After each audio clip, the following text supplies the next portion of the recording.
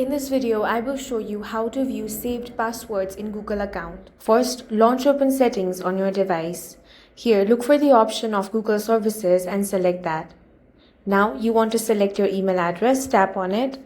Here, locate the option of Manage your Google account and select that. From here, you want to tap on Security and Sign In. Go ahead and tap on that option.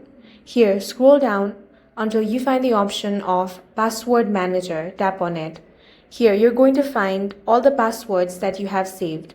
Simply select the application or website, and you will be able to view the username and password. You can simply tap on this I button to reveal the password. You can also edit or delete password from here. In this way, you can easily view saved passwords in Google account. If you found this video useful, make sure to hit the like button and subscribe for more videos like this.